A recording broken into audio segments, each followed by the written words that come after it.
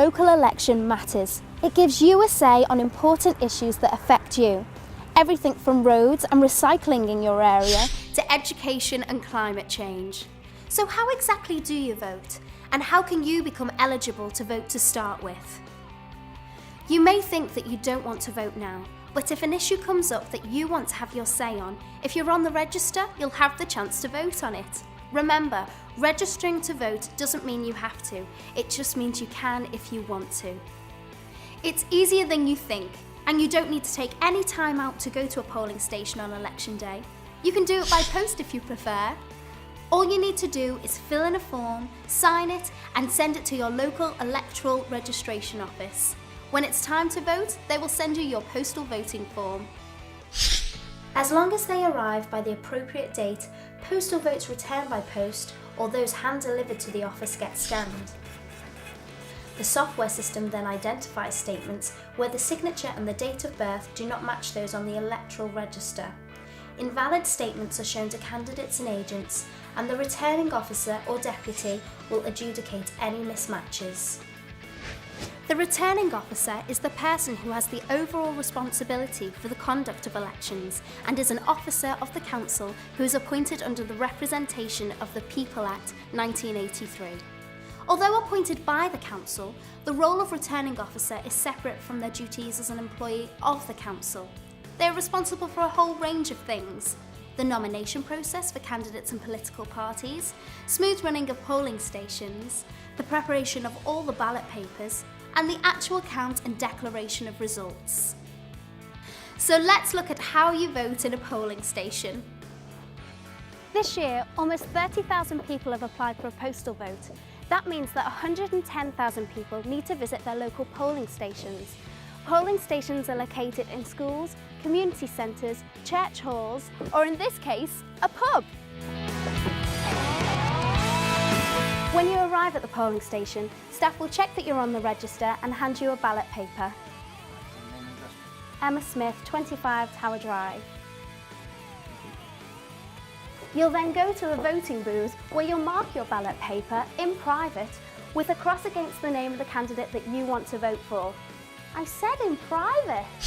Your polling station details are printed on your poll card, which is delivered to you in the month before the election. If you are a postal voter, you will receive a poll card telling you where your ballot paper will be sent. As you leave the polling station, people called tellers who work for the candidates may ask you for your polling card number. This is so they can work out who has and who hasn't voted.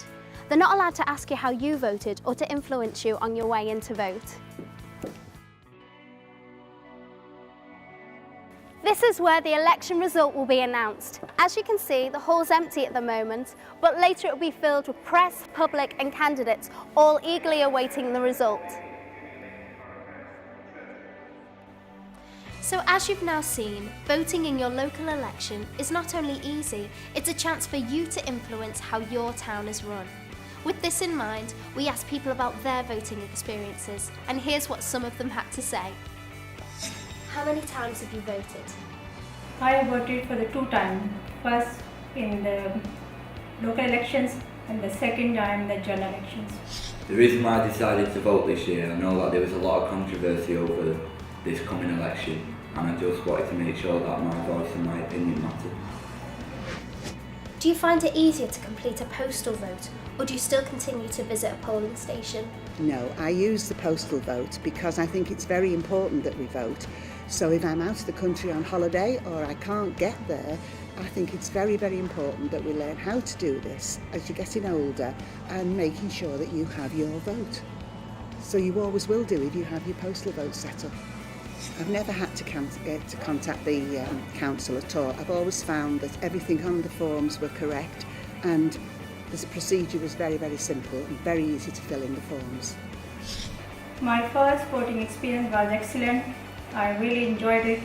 It was a good experience for me. I do think it's comparatively easy to vote. There are plenty of places to go apart from your postal vote. There are schools, churches, pubs and village halls. There is no excuse not to vote these days. I was actually excited about voting for the first time because obviously it's a new thing, and I suppose it's like your growth as well, knowing that you can vote and stuff and then growing older and that. But I really wanted to get more involved with politics this year.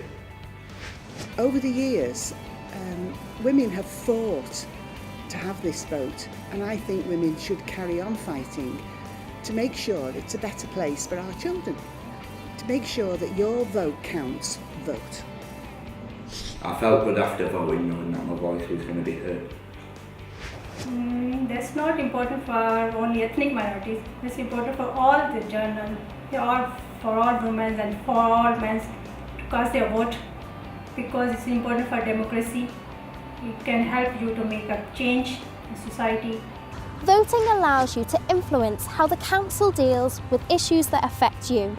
As someone once said, you don't need to cross the ocean to defend democracy.